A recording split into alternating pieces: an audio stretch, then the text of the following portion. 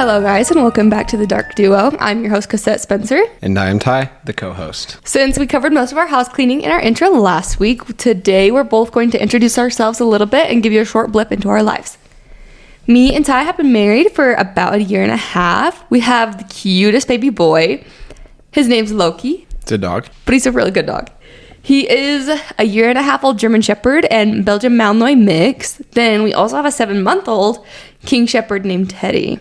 I will post on the Instagram their pictures and a picture of us so you guys can see us. I recently graduated with my bachelor's degree, and I am currently working towards a master's degree in psychology, and will eventually get my doctorate in psychology so I can be a psychologist. Then I'll let Ty introduce himself. Like I said, I'm Ty, the co-host. I am currently working for an excavation company operating heavy equipment, and I do a little bit of wholesaling real estate on the side. So that's me. All right, so last week we introduced our monthly theme of fairy tale true crime.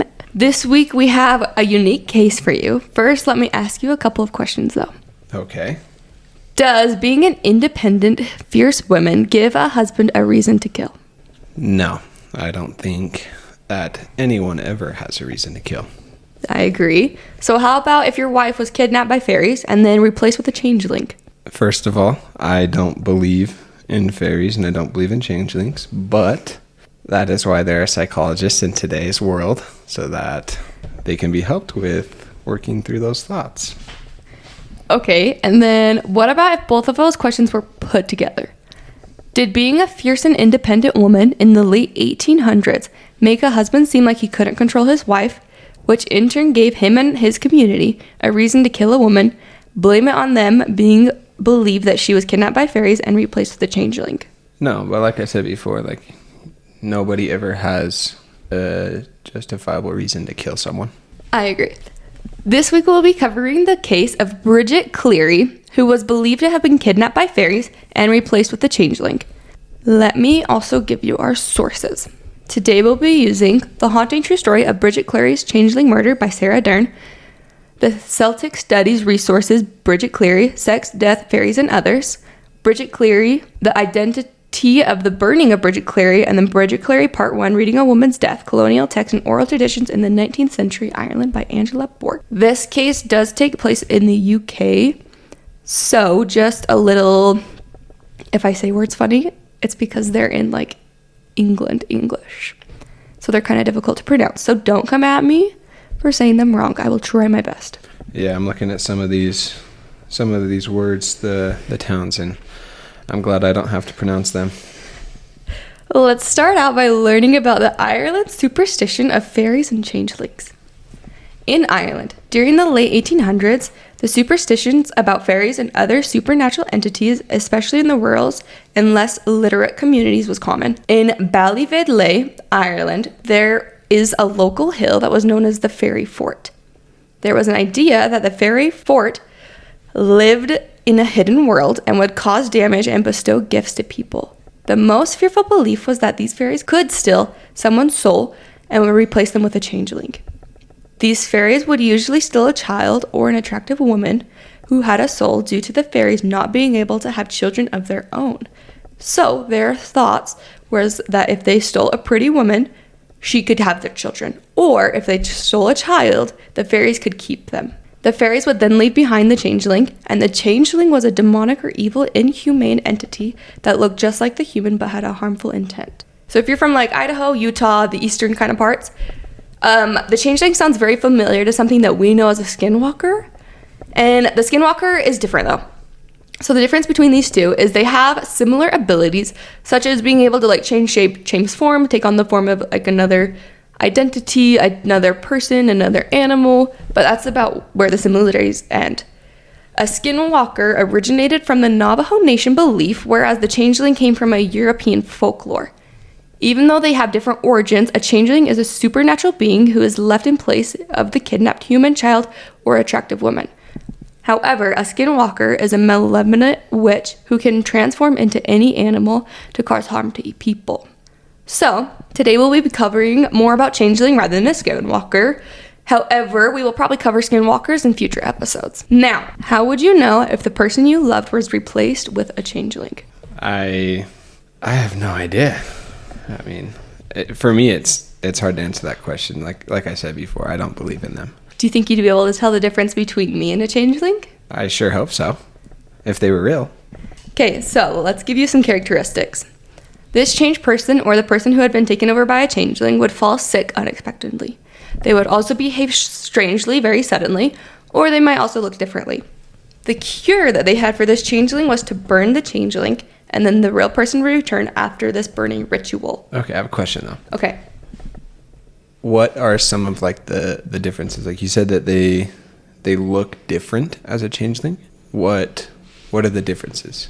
From what I was reading, it was talking about, it could be something as little as like their eye color being different or their hair seeming different. It also was said that the changeling was actually more beautiful than the actual person. Later in the episode, we'll talk about how Bridget seemed different. Okay.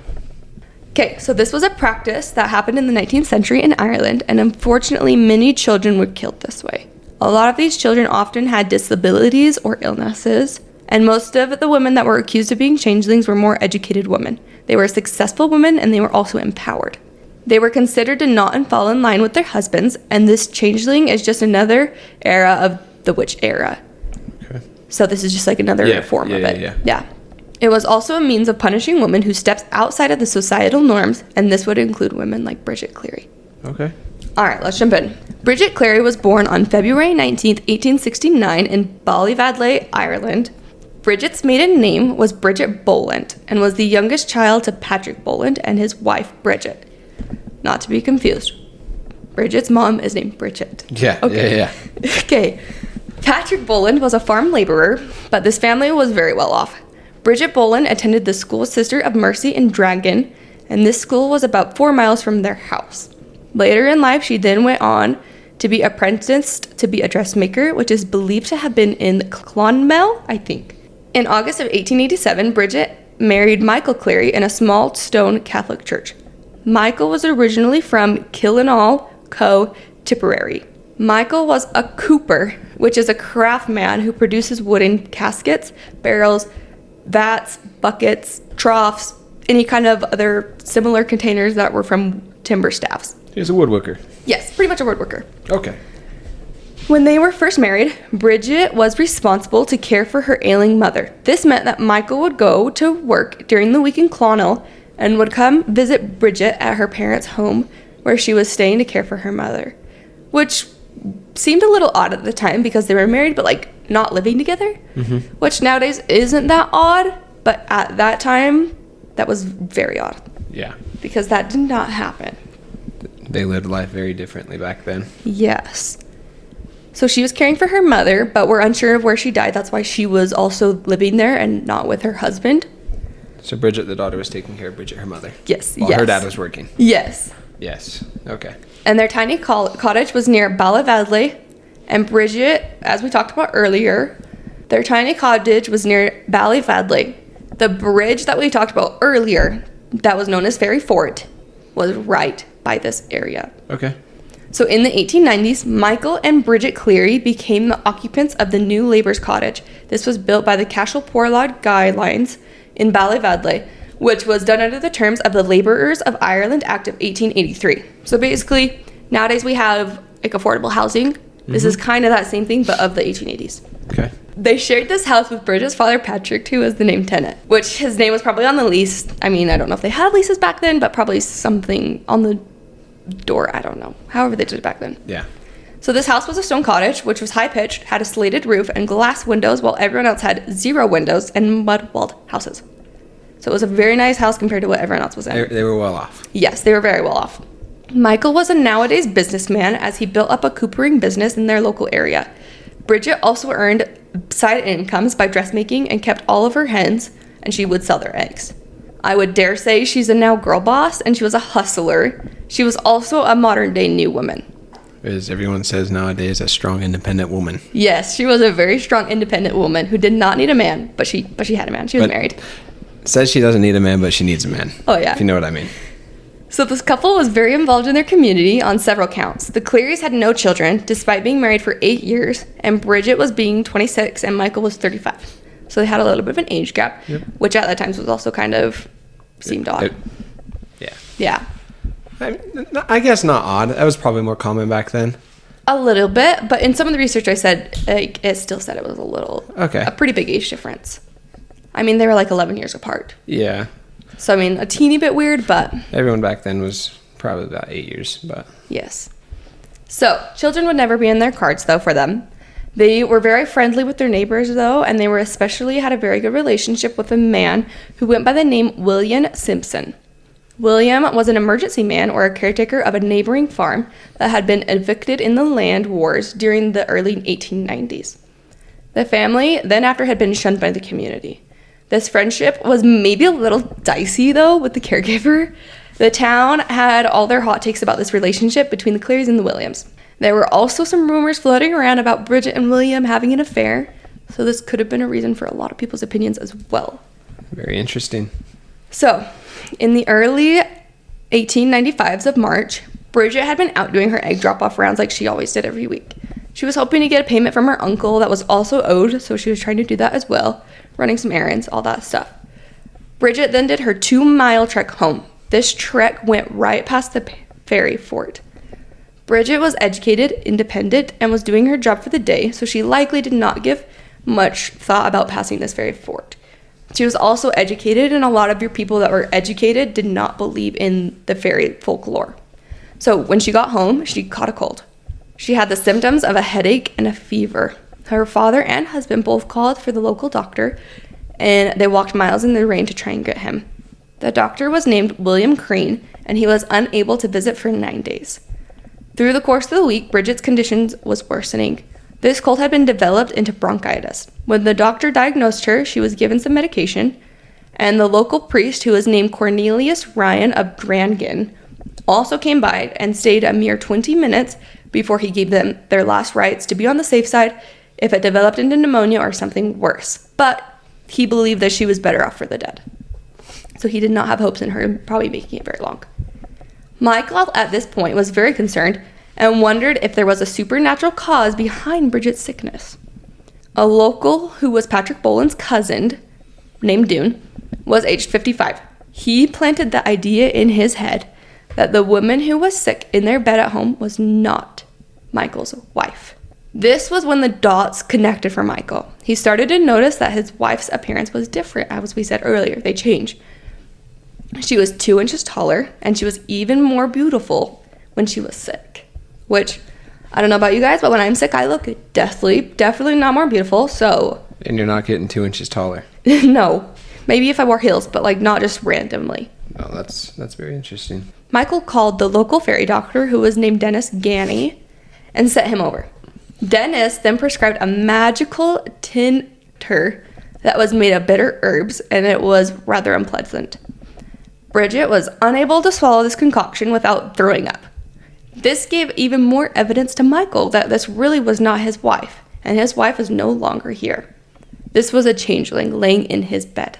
That night, Bridget was talking to her aunt, Mary Kennedy, and confided in her that Michael and herself were having some marriage issues.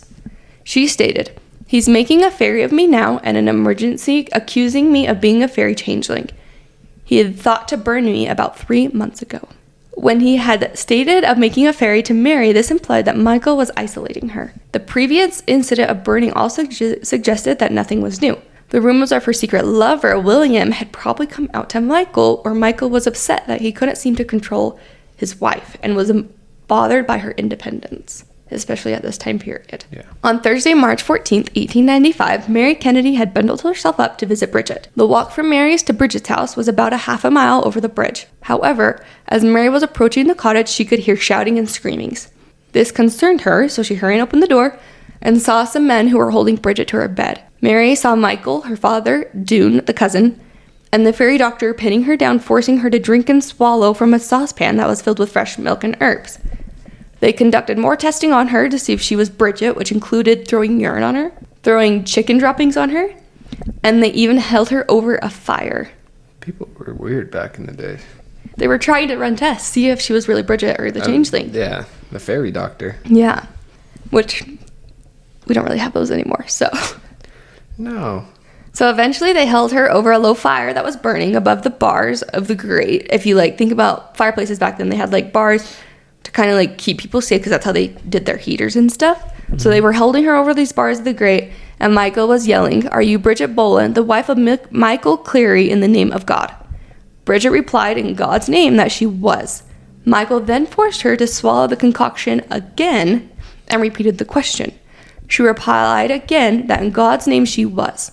Michael, though, was unconvinced. He still did not believe this was Bridget. He knew that this was not his wife and that he really had a changeling in his wife's form. During this entire process of doing tests, several family members and neighbors were also assisting. After this whole ordeal, she seemed to rather calm down, and the men hoped that they had exorcised her. I could totally see this in a movie nowadays, of like them holding her over the fire and pouring a concoction down her throat, telling her to drink it. And then like in a movie, it would be like her changing into a demonic voice and saying that it really wasn't her. But yes, this just hard for me to believe. But let's keep going. Yeah, seems a little far-fetched, right? Yeah. But they were hoping they exorcised her. Or sure? They performed an exorcism on her. Yes. I'm not good with words sometimes, so yeah. The next day, so March 15th, 1895, Bridget was up. She was dressed. She was out of bed. She was seemingly recovered, which seemed odd. Okay. She even requested that neighbors come to check on her and come for tea to prove that she was better and that she was not a changeling. However, Michael was still unconvinced, and he did not think that this was his wife. Bridget had asked for milk with breakfast, and Michael knew he had been lied to because changeling craved fresh milk, according to the legend. So her asking for milk with her breakfast was super weird to Michael. He told her she had to eat 3 pieces of bread before he would give her milk to make sure she was not a changeling. Bridget was only able to eat 2 pieces before she insisted that she just wanted milk. Michael then violently interrogated her and waved a stick in front of her face. This burning stick then caught fire of her dress, and Bridget passed out. Michael then threw paraffin oil on Bridget to make the fire burn even more and burned her alive while she screamed that she was his wife, but Michael said it was not his wife. So several family members and neighbors were also there to watch Bridget burn alive. It was not just Michael and them because she'd invited the neighbors over. Yeah. So neighbors were there, her family was there, and everyone just stood and watched. So Michael then said, "You will soon go up the chimney." Michael then buried the body with Patrick Kennedy. Those who had been present on the day that Bridget was burned alive said that they had seen Bridget leave her house in a nightdress on the night of the 14th of March. She had walked across the fields nearby with 2 men. Michael stated at a vigil that his wife was going to appear on a white horse riding it among a troop of fairies, a ruined hill forts, and would arrive there the next evening. Michael then waited 3 nights, but no Bridget on a white horse came. Wow. That's terrible. Yeah. He burned his wife alive. And everyone watched. Yeah. And no one did anything. And no one like tried stopping him or. No. It just shows like how different life was back then, and like they had like that belief that there really were fairies and witches, and that's how they treated them. Yeah, everyone believed it. So, the rumors of Bridget's now disappearance came to the attention of the RIC District Inspector Alfred Joseph Wansbrough and Carrick on Sear. I think that's how it's said. He conducted an extensive police search for the missing Bridget, and this search resulted in the body being found on March 22nd, 1895, so only 7 days after her murder. Okay. This finding led to the arrest of Michael Cleary and 9 other individuals, including Bridget's family and friends, in connection to the murder of Bridget Cleary on March 20th. Bridget Cleary was burned at the Colonel Cemetery on March 27th, 1895, under cover of darkness from the RIC. Most of her family did not attend because they were all being held in the Clonmel prison, awaiting her trial for murder. Okay. So let's go to the trial. This trial was very difficult to handle. I mean, how do you grant political autonomy to people who were so involved in superstition? Like, they truly thought that this was a changeling and not Bridget. Yeah. So the question came down to, did they really think that Bridget was a changeling, or was this just a cover-up for Michael? So at the trial, Johanna Burke, who was the president, testified that she heard Bridget's head strike the floor, then a scream. Mary Kennedy, the aunt, then ran to the kitchen as she was in the back bedroom, where she saw Bridget lying on the hearth with her clothing on fire. According to Mary's testimony, Michael said, Hannah, I believe she's dead. Then Mary saw Michael reach for a lamp, drenched Bridget in the paraffin oil till she was consumed by the flames. According to the court testimony, at 2 a.m., Michael then asked Joanna Burke's brother, Patrick Kennedy, to help her bury Bridget's body. They walked the quarter of a mile away from the house and buried her in a shallow grave. Michael also testified and stated she used to be meeting an egg man on the low road, which her affair that was alleged. Yeah. Michael should have been charged for the murder and been hanged, but because of the circumstances of him believing that she was a changeling, the jury brought in the verdict of manslaughter instead of murder. So the other 9 involved had sentencing that ranged from 6 months to 20 years, Michael being one who had received 20 years in prison. However, Michael was released after just 15 years. He then later immigrated to Canada and remarried. So the end question we come to is if Michael really believed in fairies at all. He was literate and educated, and he sent for an original doctor because he believed she was sick. Mm-hmm. This doesn't seem like the type who would think that their wife is a changeling. Most of your ones were uneducated. They were not as smart, and he was very well educated. So did he really think his wife was a changeling, or was he just a husband who was irked by his wife's independence and possible affair? Bridget was an outgoing person who stood out. She was a hustler. She wore fashionable clothes. She was very attractive. She worked multiple jobs, and she was the original I don't need a man to provide for me, as we said earlier. She was a woman who was very ahead of her times. This in the late 1800s would have made her stand out and made her seem that her husband did not have the control over her that he should. So, did this drive Michael crazy? Did he create a resentment so much for his wife that he blamed it on fairies kidnapping his wife, leaving, and it becoming a changeling? Or did he truly believe that this was not his wife? That's deep. I have no idea, because there were like the physical changes that he noticed, or maybe he said that he noticed it, that, she grew 2 inches and that she was prettier than even before, which the changelings would have caused that. But I don't know. Now I'm thinking that he killed her because he wasn't able to control her as every other man in the town was controlling his wife. Like that's how it was back in the 1800s. Oh, yeah. And he didn't have like dominion over her. Exactly. And it was also all around town that she was having an affair. Yeah. And this was in the 1800s. Yeah. So that was like very, very no-no. Yeah, out of the norm. Like, oh, yeah. That wasn't a common thing back then. Never, ever happened back then. So, do you believe in changelings now or no? No. I still don't believe in changelings. I mean... Okay. I feel like more cases today would... Like, if there were more cases like this, it would kind of persuade me a little bit more. Yeah. But I'm going with the thought that Michael was getting drove crazy because he couldn't control his independent wife and murdered her because of the affair and not having dominion over her. Yeah. So you think he just killed her because he couldn't control her? And after someone put it in his head that it could have been a changeling, he was like, "Oh, I'll take this and run with it." Yeah, and if I remember right, there were 2 conflicting statements on the day of her murder when he made her breakfast or whatever, and she wanted milk. Yes. And then one statement is that he burned her, lit her on fire alive. Yeah. And she was screaming, and he was screaming at her.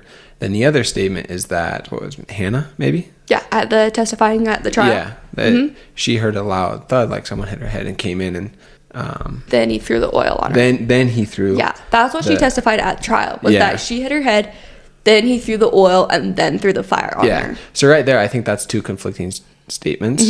Those are 2 different stories, and so I'm going with that Michael just killed Bridget because he couldn't control her. Yeah. So, Michael also did not act alone, and there were also many men in the community and house that had influenced him, like what we were talking about. Yep. Many of them thought that they had to punish her for not being the perfect little housewife of those times. Bridget's case was an unfortunate scapegoat for the changeling times, and just as the witch trials, she was a woman who was independent, fierce, and the changeling craze was pawned to her as a reason to kill an innocent woman. All right. Any last thoughts you have? No, I think they were just trying to paint Bridget's case as she was a changeling, even though that she wasn't. Yeah, I agree. It just was an unfortunate timings for it to happen. Yeah. All right, that's all I have for you guys today. Let's keep Bridget in our hearts, and let's all be a little kinder to each other today. Don't forget to leave a comment, follow the podcast on Instagram at @thedarkduo_podcast, where we will post all our updates every single week. If you have case suggestions, email them to us at thedarkduopodcast@gmail.com. Also, if you're listening on Spotify, Apple, YouTube, wherever you're listening to, turn on our bell notifications, subscribe, leave comments, do all the good things. Share our podcast, yeah? Share it with everyone you know. Yes. Okay. Thanks for listening, and we will see you next week. Be safe, and please do not forget, as me and Ty like to say, Till death do us part.